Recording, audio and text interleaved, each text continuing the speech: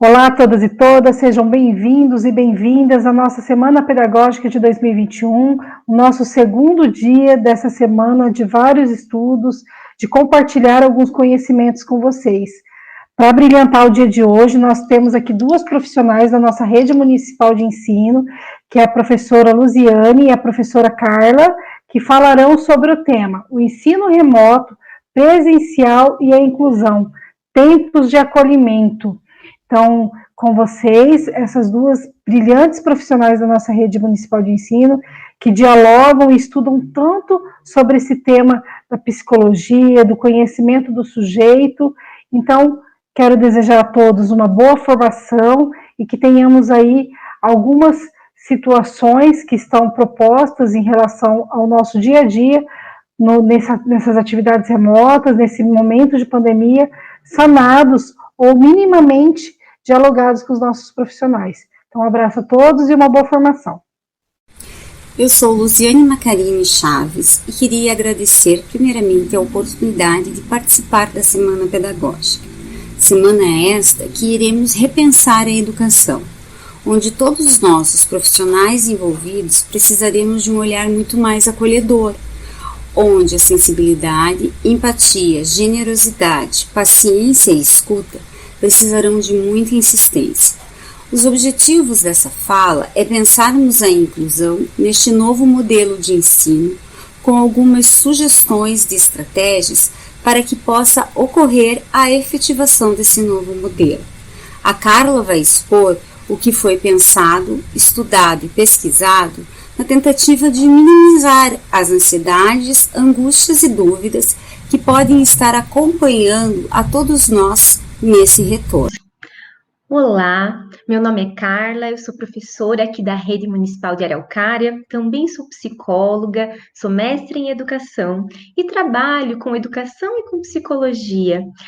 Hoje eu gostaria de agradecer a oportunidade que a professora Adriane e o Departamento de Educação Especial me deram de estar aqui junto com a minha colega Luziane e poder realizar algumas reflexões sobre esse novo sistema de ensino que vai mesclar o remoto, o presencial e também falar um pouquinho sobre os desafios e como a gente pode pensar a inclusão nesse novo sistema de ensino. Como a Luziane já apresentou, os principais objetivos desta apresentação hoje são falar sobre a inclusão, mas também pensar em estratégias viáveis, né? Realizar sugestões de estratégias para esse novo modelo de ensino e apontar o que as pesquisas estão nos mostrando, tanto no âmbito da educação especial, mas também do ensino regular, para que a gente possa pensar juntos, não em uma receita pronta, porque infelizmente não existe, mas em um caminho que possa ser viável. Qual caminho escolher? Por onde começar? São tantas dúvidas e ainda, infelizmente, não temos todas as respostas, mas juntos vamos construir esse caminho com muita responsabilidade, dedicação e amor à educação, que é isso que nos move, foi isso que nos fez escolhermos ser professores. Então, agora eu vou mostrar a apresentação que nós preparamos. Gostaria de deixar claro que essa apresentação foi preparada com muito carinho, mas não apenas por mim, também pela professora Luziane Chaves, que trabalha junto comigo no Departamento de Educação Especial.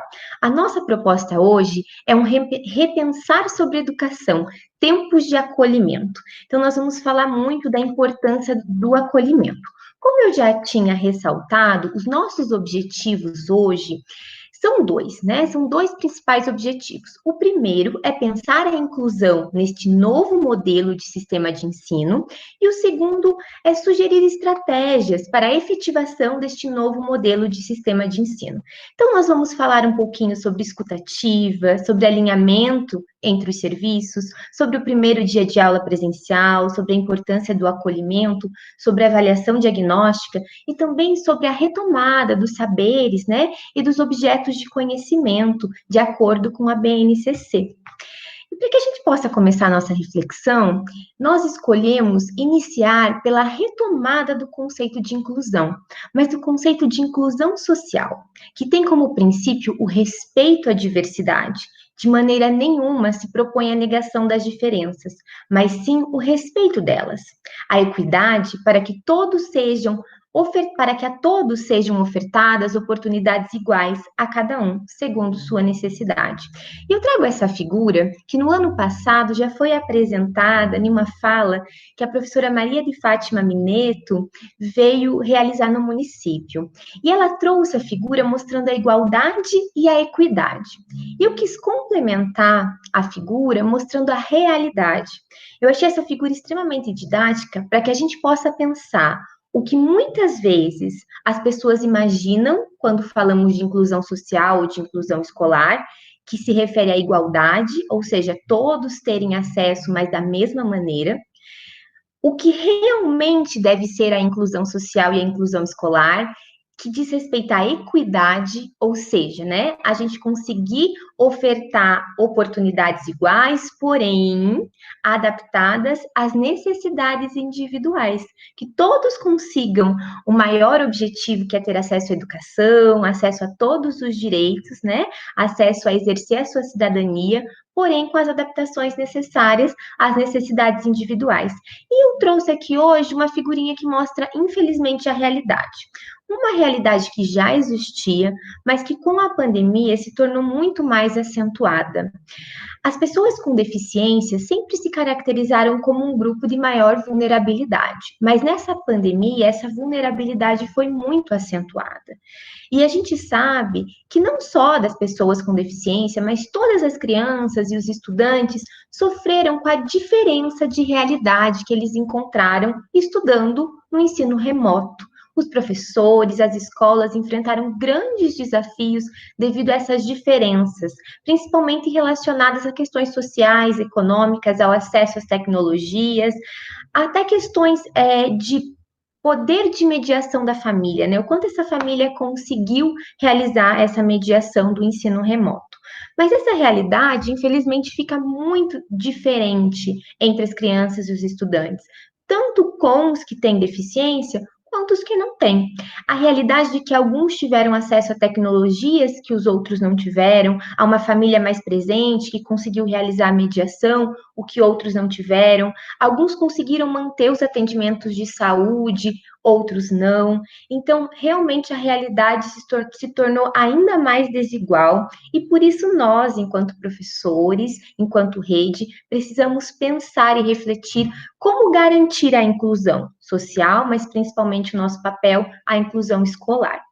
O direito à educação inclusiva é garantido tanto pela Constituição Federal quanto pela Convenção sobre os Direitos da Pessoa com Deficiência da ONU e a Lei Brasileira de Inclusão. É um direito e nós temos que garanti-lo. De acordo com a Lei Brasileira de Inclusão, a educação constitui direito da pessoa com deficiência, assegurados ao sistema educacional inclusivo em todos os níveis e aprendizado ao longo de toda a vida, de forma a alcançar o máximo desenvolvimento físicas, sensoriais, intelectuais e sociais, segundo suas características, interesses e necessidades de aprendizagem.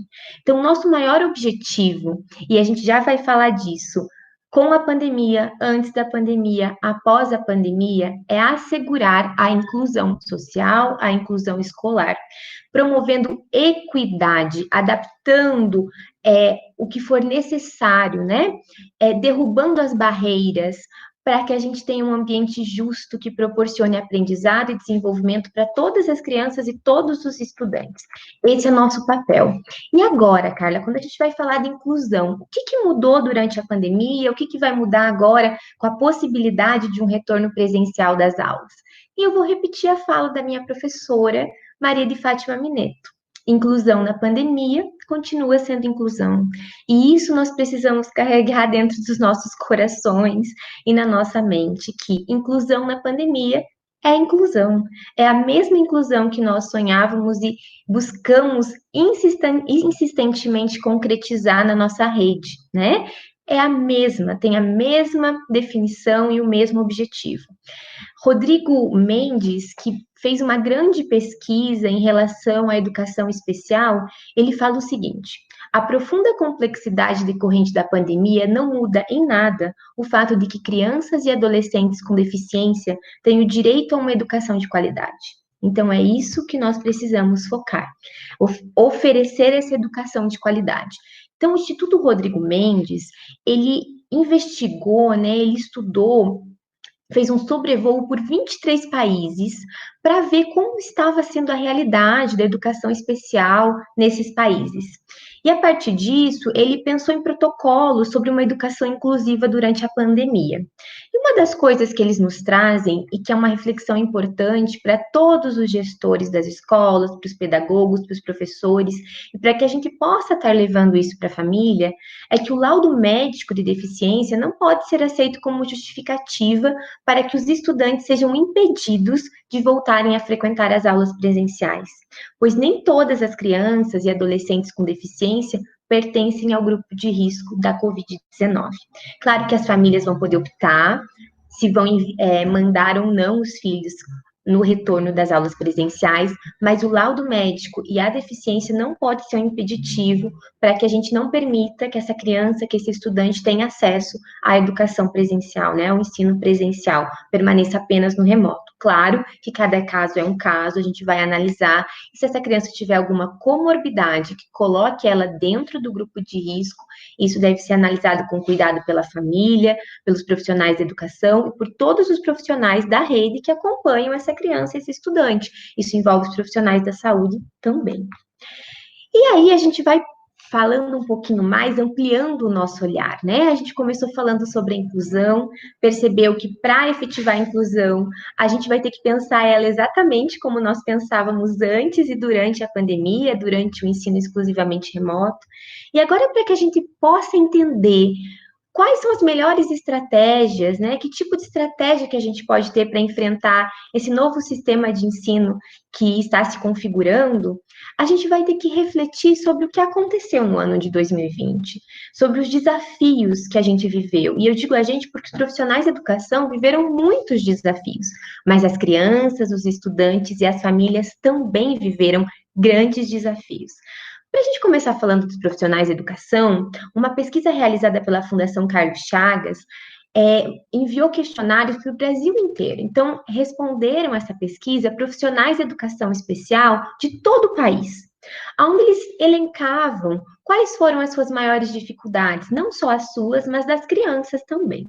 E nessa pesquisa, eles vão colocar, né, vão pontuar as seguintes dificuldades: atender às especificidades de cada criança e estudante, adaptar as atividades para que a família possa contribuir com a mediação, tentar o contato com as crianças, com os estudantes e com as famílias, trabalhar em conjunto entre os profissionais da educação e os profissionais da saúde que atendem a criança e utilizar as tecnologias.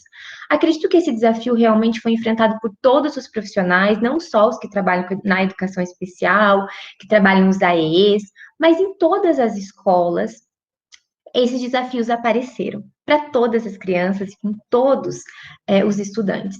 E o que nos faz pensar como que nós podemos, a partir de tudo isso que foi vivenciado em 2020, repensar a educação em 2021. O que nós aprendemos com esses desafios, o que deu certo, o que não deu, e qual tem que ser nosso olhar a partir de hoje. E sempre, gente, um olhar muito humanizado. Porque eu sempre falo o seguinte: claro que nós precisamos estar atentos aos prejuízos acadêmicos que essas crianças podem ter sofrido durante o ano de 2020, devido aos grandes desafios que tivemos.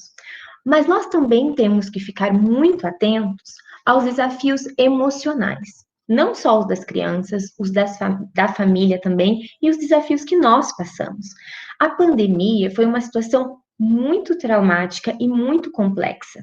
Ela atingiu as diversas esferas da nossa vida, né? A educação foi uma delas. Mas, enfim, a gente precisa olhar para todos esses desafios e pensar, e a partir de agora? O que nós aprendemos e o que nós podemos fazer diferente para que a gente consiga superar esses desafios e cada vez melhorar a interação com as famílias, potencializar esse aprendizado, mesmo no ensino remoto, né? E quando ele vier a voltar a ser presencial. Então, vamos lá.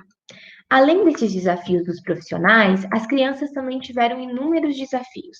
A adaptação à nova rotina, situações de vulnerabilidade, isolamento social, mediação na realização das tarefas, o ambiente de casa para os estudos remotos muitas vezes não eram adequados, mas não muitas vezes porque essa família não desejava, porque as condições sociais não permitiam isso. A questão das tecnologias assistivas, nem todas as crianças tiveram acesso, e as situações de estresse tóxico. Eu queria pontuar um pouquinho em relação aos desafios das crianças, algumas coisas, algumas pesquisas preliminares, porque infelizmente nós não temos ainda nada muito concreto, é tudo muito novo. Acredito que esse ano vamos ter pesquisas brilhantes, nos mostrando muitas coisas interessantes, mas ainda não temos. E as que temos mostram alguns caminhos para o que as crianças passaram no ano de 2020. A gente sabe que o estresse tóxico, ele faz com que essa criança possa entrar em exaustão, aumenta a agitação, dificulta a concentração e o aprendizado. Então, a gente já deve imaginar prejuízos significativos nesse sentido. Agora, as crianças que viveram em situações de alta vulnerabilidade enfrentaram muitas coisas. Podem ter enfrentado violência física, sexual, violência psicológica, verbal, enfim. E essas crianças, elas perderam de maneira muito enfática, né, muito abrupta, a proteção que a escola e os professores davam para essas crianças.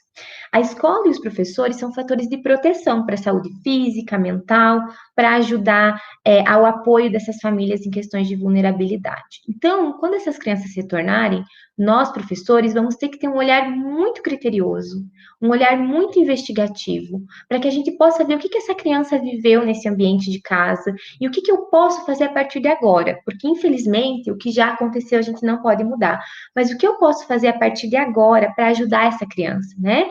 Que tipo de sequelas ela tem desse isolamento social do que ela viveu nessa família? Será que ela ficou exposta a algum tipo de violência que só por meio do ensino remoto a gente não conseguiu perceber? Porque a gente sabe que o contato diário com o aluno e com as famílias fazem com que o professor tenha um olhar muito ampliado, com que o pedagogo, o diretor consiga compreender melhor e proteger essa criança, esse estudante. Então, esse é um olhar que a gente vai ter que ter para esses desafios. E também pensar que não foi fácil para a criança, né? A criança perdeu muitas coisas. Não foram só nós, adultos, que perdemos. As crianças perderam muitas coisas. E um dos grandes desafios é a adaptação da rotina. E esse desafio vai vir de novo agora, com a volta do ensino presencial e como nós, professores, podemos ajudar eles nessa readaptação à rotina, como podemos orientar as famílias sobre a importância dessa rotina, que vai poder fazer com que as crianças tenham estabilidade, segurança. Rotina é isso, é previsibilidade. Previsibilidade diminui a ansiedade, né? É fator de proteção de saúde mental. Então, nós precisamos saber que essa readaptação à rotina vai ter que existir e vai ser muito importante. E também saber que um grande desafio foi, os professores não estavam fazendo as tarefas somente para as crianças, mas as tarefas estavam sendo adaptadas para que as famílias, né, um adulto de referência, pudesse mediar com essa criança. Isso não foi só um desafio para o professor fazer essa adaptação, foi um desafio para a criança não ter a mediação direta do professor, né, a mediação presencial tão importante para o processo de ensino-aprendizagem. Agora vamos falar um pouquinho também dos desafios das famílias.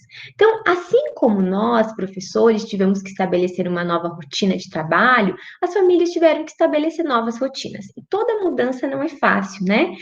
Conciliar o trabalho com os cuidados das crianças, lidar com o isolamento social, enfrentar as questões de vulnerabilidade, questões de violência no geral, né? Violência doméstica, aumentaram muito os índices, as condições socioeconômicas que mudaram, muitas famílias perderam o emprego, né? Enfim. E as famílias tiveram que se adaptar para serem mediadores, né? Para serem mediadores do aprendizado, que também não foi fácil. Então, com base em todo esse contexto de desafios, que tantas pesquisas nos mostraram, mas também alguns desafios foram vistos na minha prática, na prática da Luziane, na prática das profissionais que trabalham na Secretaria de Educação e que estavam em contato direto com as escolas. E com base nesses desafios, em tudo que nós vivemos em 2020, a partir de agora eu vou propor algumas sugestões, gente. São sugestões. A gente sabe que cada escola é uma escola, cada família é uma família, cada estudante, cada criança é singular. cada pessoa com deficiência também tem suas especificidades, a sua singularidade. Então, são sugestões que vocês podem analisar e ver se essas estratégias vão servir para a realidade que vocês vivem, para a escola na qual vocês dão aula, tá bom? Para as crianças e para os estudantes. Então, são sugestões. Vamos conversar um pouquinho.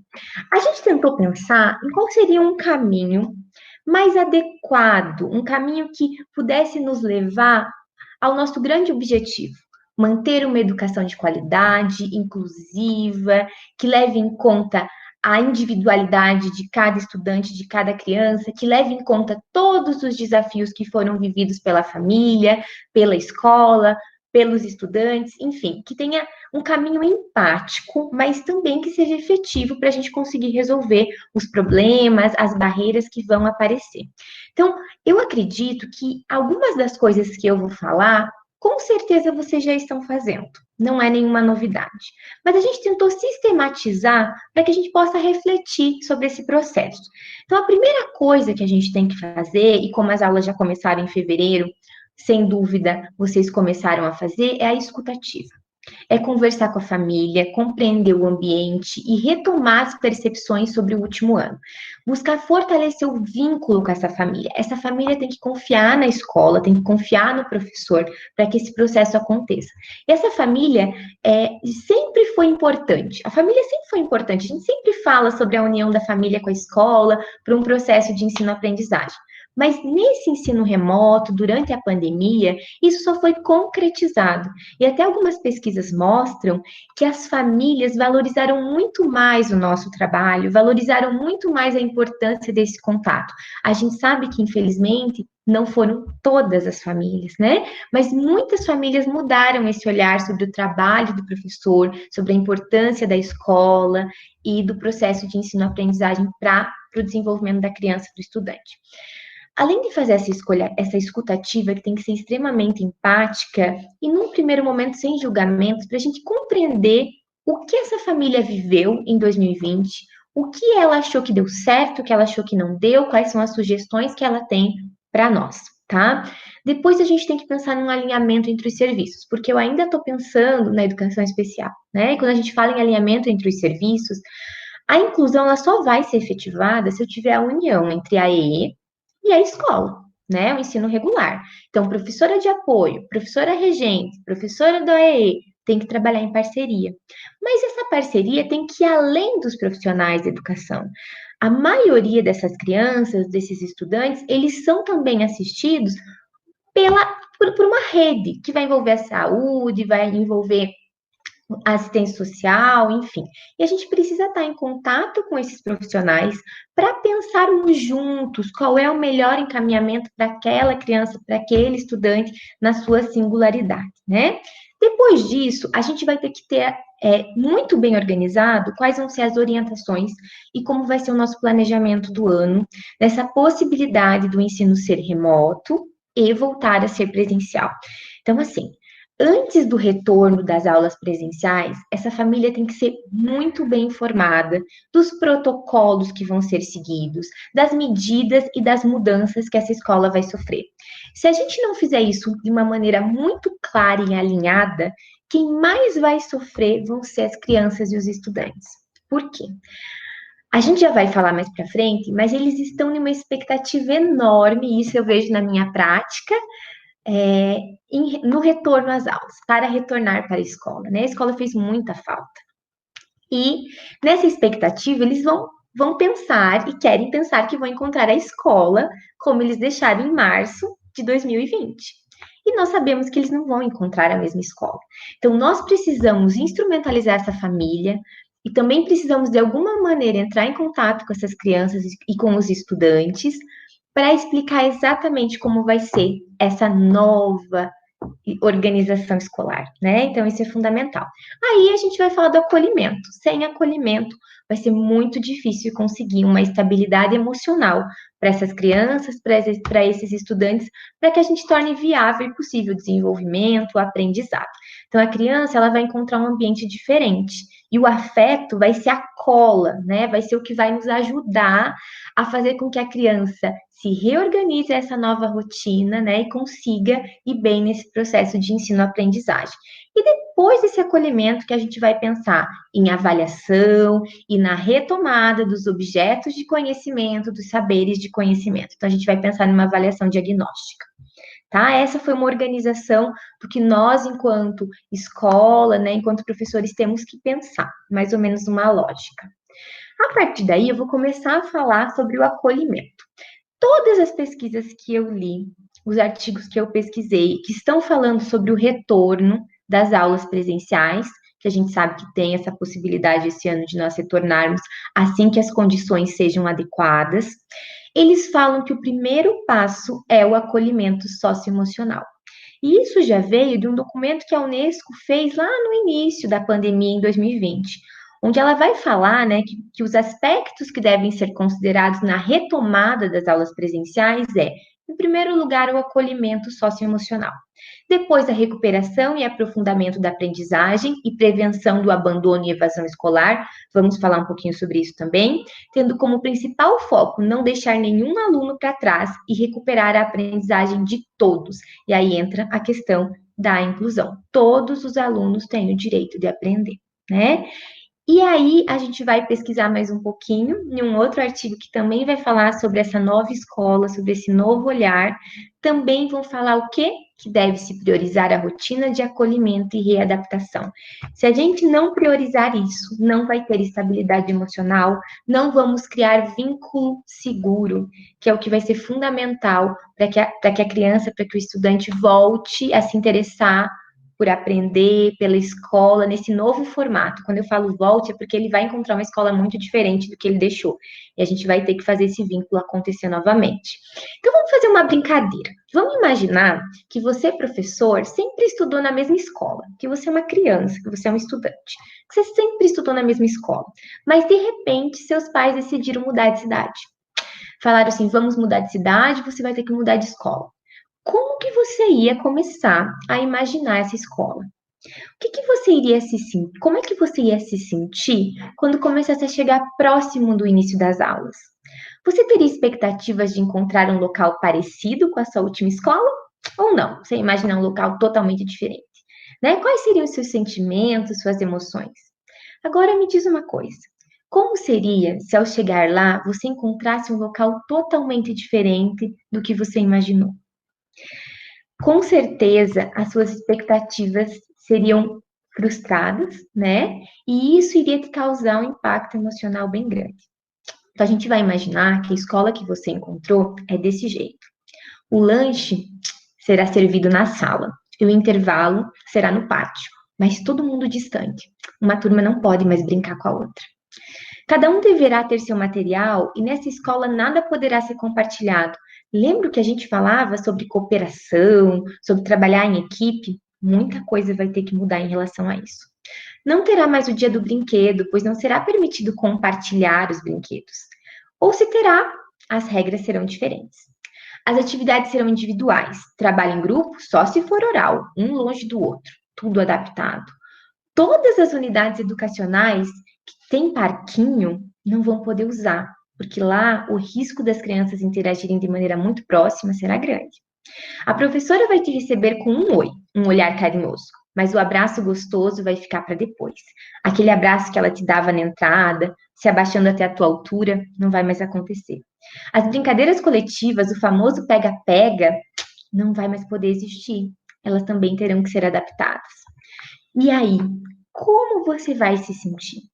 Então, assim, gente, as pesquisas estão mostrando que a pandemia aumentou drasticamente o índice de depressão, transtornos de ansiedade e transtornos de estresse pós-traumático nas crianças. Que é isso, cara?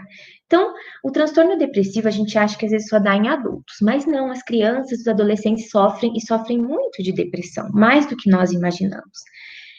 As crianças também podem ter transtornos de ansiedade, e as pesquisas mostram que, dentre os transtornos, o mais comum vai ser a ansiedade de separação, eu vou explicar um pouquinho o que é, e a ansiedade social.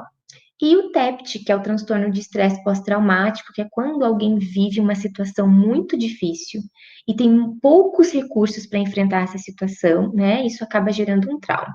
Então, vamos falar um pouquinho, principalmente sobre a questão da ansiedade, que é o que mais está se configurando, né? Está se configurando como que vai ser mais frequente. E isso vai acabar sendo muito importante o professor ter esse conhecimento, porque esse olhar do professor para alertar a família, para fazer os encaminhamentos necessários. Então, quando essa criança chegar nessa escola tão diferente, os sentimentos vão ser de frustração, de medo, de insegurança, né? De tristeza, muitas vezes de raiva, de revolta, e nós vamos ter que acolher essas emoções, lidar com essas emoções e possibilitar o que a gente chama de regulação emocional, que também são aspectos que estão contemplados agora na BNCC, quando eles vão falar das 10 competências gerais, a BNCC vai falar sobre autoconhecimento, autocuidado, sobre regulação emocional, sobre responsabilidade e cooperação. Tudo isso nós vamos precisar entender e trabalhar na sala de aula, porque nós vamos receber essas crianças com muitas emoções que a gente chama, não são emoções ruins, são emoções desagradáveis, porque nenhuma emoção é ruim. Toda emoção é importante, tem sua função na nossa vida. Mas algumas emoções são agradáveis de sentir, como a alegria, e outras são desagradáveis de sentir, como medo, a tristeza, a raiva, a ansiedade. E nós vamos ter que acolher todas essas emoções e ajudar a gerenciar. E além disso, observar se essa criança não está com algum sinal de que desenvolveu algum tipo de transtorno mental, como a ansiedade de separação, a depressão, ansiedade social ou o transtorno de estresse pós-traumático. E, Carla, como é que eu sei que o meu aluno não está bem? Então, assim, ansiedade de separação é quando as crianças têm uma dificuldade de se desvincular da figura de referência do pai, da mãe, do cuidador, do vô, da avó, e ela acha que algo muito ruim vai acontecer com essas pessoas, então ela não quer sair de perto, ou que algo muito ruim vai acontecer com ela. Infelizmente, devido ao coronavírus ser um perigo muito real e presente na realidade, elas terem esse tipo de pensamento é extremamente até adaptável, como a gente fala. Porém, se vier com uma intensidade e uma frequência muito grande e não permitir com que essa criança, esse estudante consiga ficar no ambiente escolar, opa, sinal de alerta, vamos conversar com a direção, com o pedagogo, vamos estar chamando essa família para fazer os encaminhamentos para o serviço de saúde, porque ela vai precisar sim de um acompanhamento psicológico. Então a gente vai ter que ficar de olho na intensidade dessas emoções desagradáveis, como a tristeza, o medo, a ansiedade, né, a raiva, para que a gente possa perceber se essa criança, além do nosso acolhimento, da nossa empatia, da nossa paciência, também não vai precisar de um outro tipo de auxílio para enfrentar essa situação tão difícil, essa readaptação. A ansiedade social é a dificuldade de se relacionar com outras pessoas, conversar, se expor publicamente por medo de algum tipo de julgamento do outro, né? Então, também é algo que a gente tem que ficar atento se essas crianças estão com uma dificuldade muito grande de interagir com o grupo, né? Mesmo com as restrições que nós vamos ter, essa interação tem que acontecer de alguma maneira, nós vamos proporcionar isso nas atividades adaptadas e com o ambiente adaptado. Então, se a criança tiver com muita dificuldade, também é importante procurar ajuda.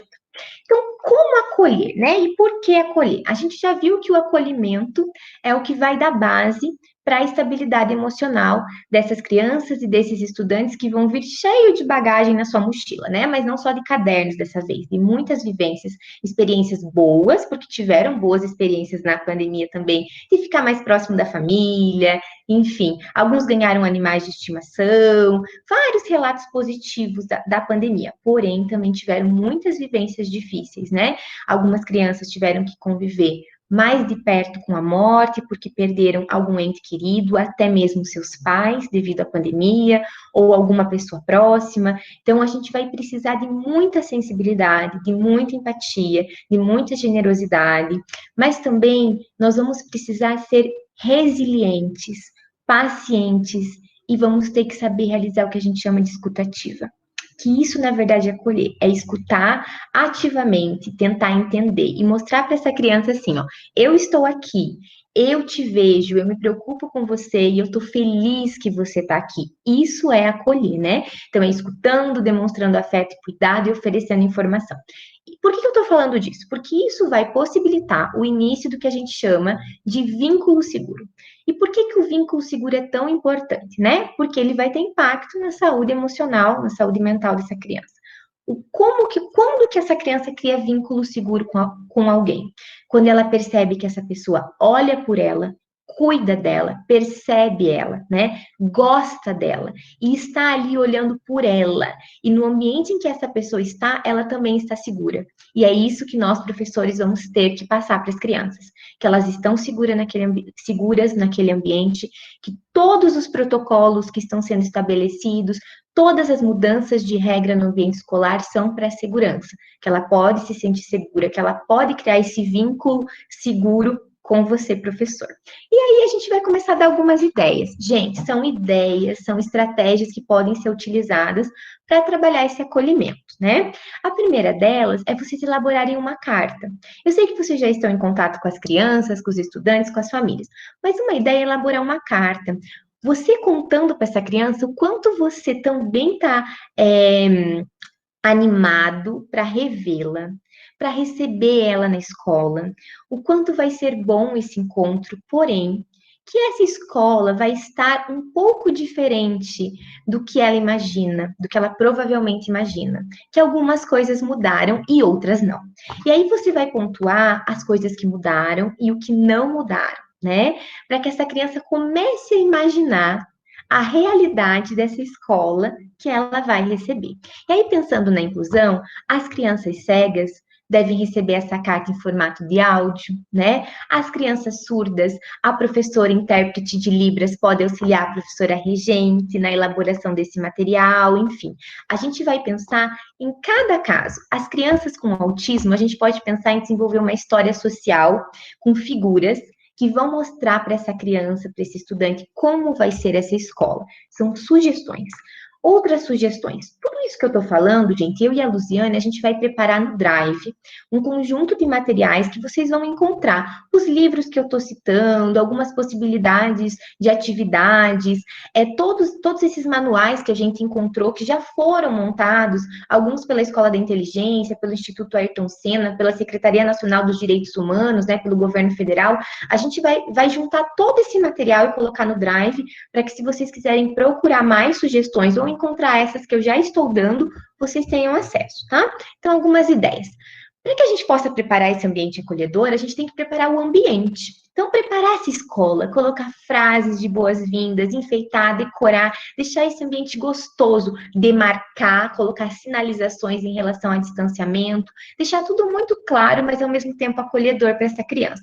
Uma sugestão, uma ideia que algumas escolas estão fazendo é o professor usar um crachá com uma foto, com um rosto sorrindo, para mostrar para essa criança como esse professor é, porque como nós vamos estar utilizando os IPIs, a criança vai ter dificuldade de observar o nosso rosto, o nosso sorriso. Então, para a gente tentar humanizar esse retorno, realizar as rodas de conversa, que na educação infantil são tão frequentes, mas que nem sempre são frequentes no ensino fundamental, que a gente possa estar fazendo isso. E que nessas rodas, a gente coloque reflexões sobre as emoções, ajude a criança a falar sobre os seus sentimentos, sobre as suas vivências durante a pandemia.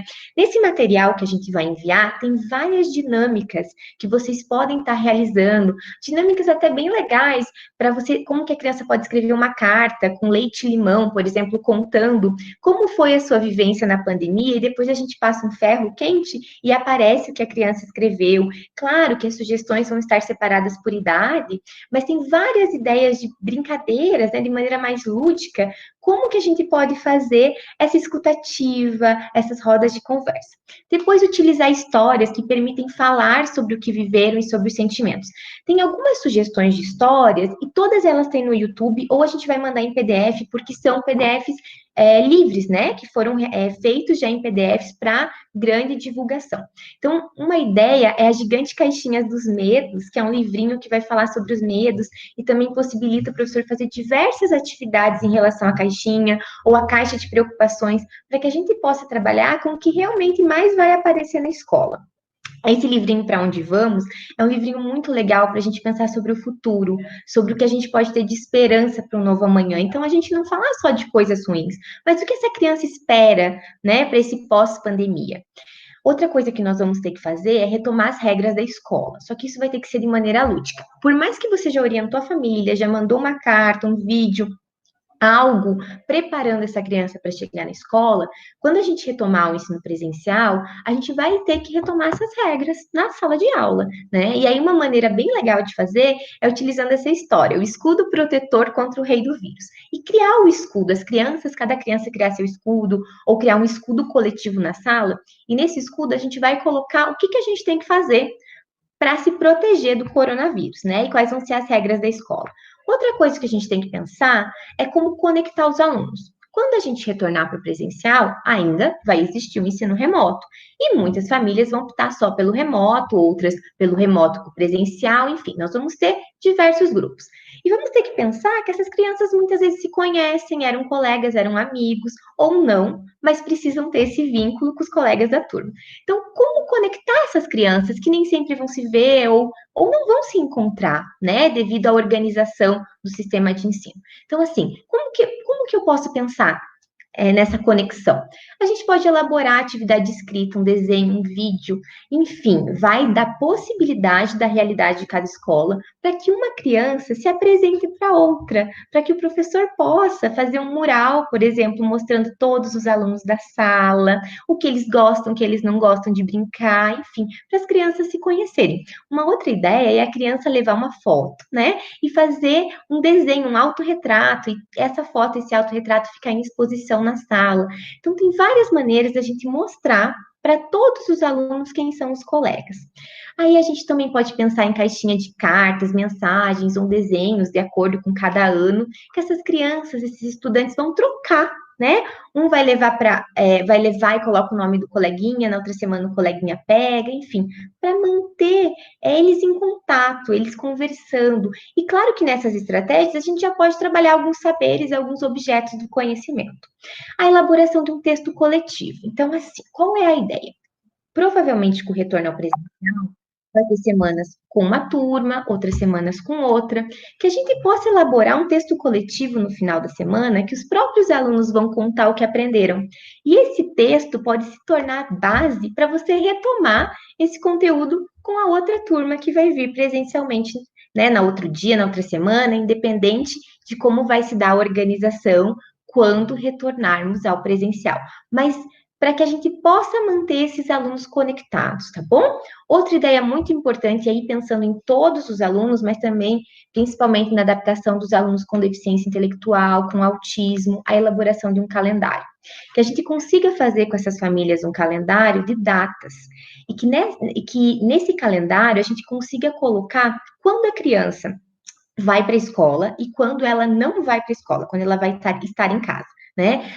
Dependendo a criança, esse calendário pode ter uma escrita, pode ter um desenho, pode ser o desenho da casa, no dia que está em casa, o desenho da escola, ou a foto do professor, quando for para a escola, enfim. Mas elaborar um calendário que vai ajudar essa criança a ter previsibilidade e ter estabilidade, ter rotina. Com isso, eu diminuo a ansiedade, né, e consigo fazer com que essa criança saiba como vai se dar essa nova dinâmica, né, entre remoto e presencial. Um outro assunto que com certeza vocês já pensaram e todos nós sabemos, mas vale muito a pena ressaltar, é a importância da avaliação diagnóstica.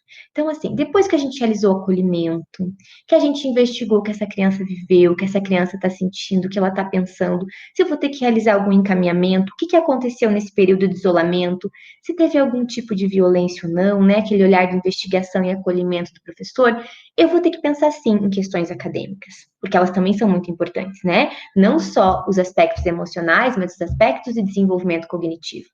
E aí eu vou ter que fazer o quê? Montar uma avaliação diagnóstica. Eu sei que vocês já estão fazendo isso no remoto, mas quando retornar ao presencial, a gente vai ter que adaptar e fazer isso novamente. Por quê? No remoto, a gente acaba perdendo um pouco o controle no grau de mediação dessa família, ou do adulto, ou de quem fica com a criança, né? Ou de quem ajuda essa criança a realizar essas tarefas que nós enviamos para casa. Então, a gente vai precisar verificar como foi essa aprendizagem, né, durante o isolamento, e a partir dos resultados criar diferentes estratégias para reduzir as eventuais defasagens, procurar identificar quais foram as apropriações. Então, assim, gente, não focar só nos prejuízos, mas principalmente no que ela se apropriou, né? Quais são as potencialidades, principalmente pensando nos estudantes, nas crianças com deficiência. Quais são as potencialidades, né? Qual é a necessidade dessa criança? E aí a gente vai se adequando, vai adaptando. Não enxergar apenas as limitações. Por quê, né? Porque às vezes o rótulo diagnóstico acaba engessando e a gente acaba muitas vezes desacreditando em algumas possibilidades de trabalho. Então, se a gente olhar para a potencialidade, se a gente olhar para as necessidades dessa criança também, a gente vai conseguir ver ela de uma maneira integral e pensar em qual é a melhor maneira de promover desenvolvimento e aprendizagem, né? Então, não focar apenas nas limitações. Outras questões importantes para a gente retomar é continuar monitorando a presença, né? Quando mudar de remoto para presencial, continuar monitorando a presença desse estudante, dessa criança, para que a gente evite o aumento da evasão escolar. Eu sei que tem protocolos de busca ativa sendo enviados para a escola, então isso é muito importante, porque evasão escolar é um grande problema. Deixar um canal de comunicação sempre aberto entre a criança, né, o estudante, a família, a escola, envolver a família nas decisões, as famílias das crianças com deficiência, mas também do ensino regular precisam ser escutadas, né? Não só no início, mas durante todo o processo, e também as crianças. Muitas vezes a gente subestima, acha que elas não têm capacidade de nos contar se elas estão gostando, não estão gostando, o que seria a melhor maneira, o que elas mais gostaram, mas muitas têm. E nós precisamos ter esse olhar e dar abertura para que as crianças e os estudantes nos contem como eles estão percebendo esse processo. O que está sendo mais fácil, mais difícil, o que está sendo mais legal, o que está sendo mais divertido, o que facilita o processo de ensino e aprendizagem deles. Esses dados são muito importantes para que a gente possa estruturar o nosso planejamento. E aí, claro, a gente está falando de inclusão, de acolhimento, de ensino regular, de educação especial, e aí a gente vai pensar o seguinte, voltando agora a falar das pessoas com deficiência, cada deficiência é uma deficiência, cada indivíduo é um indivíduo, tem suas necessidades e as suas singularidades. Para que a gente possa estar pensando cada caso, seria muita irresponsabilidade dar dicas tão genéricas. Então, qual que é a nossa orientação? Que a escola, né, do ensino regular, junto com a EE, se unam para pensar nessas especificidades, para ver o que vai ser realizado com cada criança, com cada estudante, né? Sem subestimar o estudante ou a criança devido à deficiência, pensando na inclusão, pensando na equidade. Então, essa é a nossa orientação. Mas eu vou dar alguns exemplos, né? Então, as pesquisas já estão apontando o que cada deficiência provavelmente vai trazer como especificidade. Então, assim, só para vocês terem uma ideia, né? As crianças com autismo, a chance de apresentarem alterações comportamentais é muito grande, de terem dificuldade de se adaptar à nova rotina, de ter que ter o mesmo trabalho que foi feito lá, com a rotina do ensino remoto, ter que ser totalmente realizado, né, novamente agora com a volta do ensino presencial. As crianças com deficiência intelectual vão precisar de uma revisão muito mais fortalecida, muito mais articulada, uma retomada desses objetos, desses saberes do conhecimento que a BNCC indicava para o ano que ela estava, né, em 2020, enfim. As pessoas com deficiência auditiva, né, ou deficiência visual, cada uma tem a sua especificidade, né, tem as coisas boas também desse ensino que vai mesclar o remoto com o presencial, que pode mesclar. Por exemplo, são o uso das tecnologias assistivas, a gente ampliar o uso dessas tecnologias, né, a gente trabalhar com as crianças cegas, o estímulo de outros sentidos, enfim, mas daí cada centro, em parceria com a professora regente, com a professora de apoio, vai poder olhar por essa criança e pensar no que é fundamental nessa retomada para o ensino presencial. E para a gente terminar, finalizar a minha fala, quando a gente pergunta assim, né? E aí a gente avaliou, a gente acolheu, a gente orientou a família, a gente se organizou com os protocolos de segurança em relação ao que é orientado pela saúde. E aí começa a nossa retomada do ano de 2020, pensando lá na BNCC, pensando no que é indicado sobre os saberes e os objetos do conhecimento. E aí a gente vai ter que elaborar as atividades, o nosso planejamento. E o que a gente deve considerar na hora de elaborar essas atividades? Não pensando só nas crianças e estudantes com deficiência, mas em todas as crianças. Que a emoção reforça os caminhos neurais, eu aprendo aquilo que é significativo, tá? E eu não desaprendo o que teve significado. Então, a gente usar e proporcionar emoções agradáveis que possam fazer sentido na vida dessa criança, o que a gente vai estar mostrando, né? Não é só o saber, mas é o saber fazer, é o colocar em prática, é o ver isso no seu cotidiano. Que o cérebro é plástico, gente. O cérebro tem uma capacidade de adaptação incrível e por isso nós nunca devemos subestimar ninguém, independente da sua condição física, mental.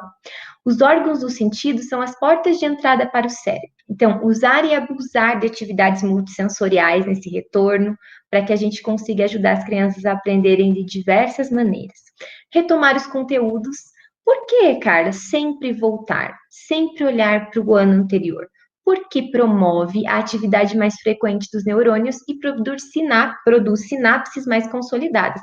Eu aprendo, eu crio memória quando eu fortaleço sinapses, ou seja, retomar, repetir, ler, reler, isso fortalece o processo de aquisição de conhecimento. Então, a gente vai ter que sempre estar fazendo isso, principalmente em relação a tudo que foi vivido no ano de 2020. No material de apoio que a gente vai estar montando no Drive, eu vou trazer mais leituras e mais algumas pontuações em relação a esses conhecimentos da neurociência que podem nos ajudar na hora de elaborar uma atividade, de pensar no nosso planejamento. E o que eu gostaria de falar para vocês, gente, é que o caminho se constrói caminhando. Infelizmente, a gente não tem uma receita de bolo, infelizmente, a gente não tem como dizer, vamos fazer desse jeito, né, que é o melhor caminho, porque cada criança é uma criança, cada realidade é uma realidade, e vocês que estão na sala de aula sabem muito bem sobre isso, né? Então, o que a gente vai ter que aprender? A construir esse caminho pautado na nossa responsabilidade, naquilo que nos move, naquilo que nos motiva a trabalharmos com educação, né? Recordar por que eu escolhi ser professor, por que eu escolhi ensinar, por que eu escolhi trabalhar com crianças, por que eu escolhi estar onde eu estou hoje, né? Foi uma escolha. E o que me faz continuar nesse caminho? E caminhar com responsabilidade, amor, esperança, é muito importante. E, claro, poder contar com a ajuda de toda a rede, com a SMED, com nós do Departamento de Educação Especial, para que a gente possa ajudar nessa caminhada e orientar, como eu falei, sugerir o que pode ser melhor nesse momento em que a gente está vivendo, de tantas incertezas, mas que nós vamos superar. Um dia conseguimos andar apenas 1 metro, outros andamos quilômetros ou até milhas. Sabemos que o caminho se faz caminhando, e caminhando com coragem e com fé, vamos construindo as nossas trilhas. E aqui, quando eu trouxe essa frase e falo em fé, é fé na educação, é fé no nosso trabalho, no quanto o trabalho do professor é importante. A pandemia veio nos ensinar muitas coisas, mas veio para mostrar o quanto o nosso trabalho em sala de aula é fundamental para cada criança, para cada estudante, com deficiência ou não, o quanto a gente faz a diferença na vida desses seres humanos, dessas pessoas, né? E o quanto eles sentiram falta da escola e o quanto eles estão na expectativa de que as coisas voltem ao que era considerado normal. Então, que a gente possa aí caminhar da melhor maneira possível com as estratégias que nós temos, sempre estudando, sempre escutando e com muita união de todos nós da rede, nós vamos conseguir superar esse momento e vamos sim fazer uma educação afetiva, uma educação efetiva e conseguir realizar nosso principal objetivo, que é uma educação de qualidade e de acesso para todos. Um grande abraço e até mais. Carla, muito obrigada pela sua fala. Acredito que agregou para que possamos nos sensibilizar com este novo momento. Aos profissionais da rede que estão nos acompanhando e que queiram algum esclarecimento, eu e a Carla estamos à disposição. É só deixar nos comentários ou escrever no chat. No material de apoio, vocês terão as referências bibliográficas utilizadas. Queremos agradecer muito a participação de cada um de vocês. Nosso muito obrigado.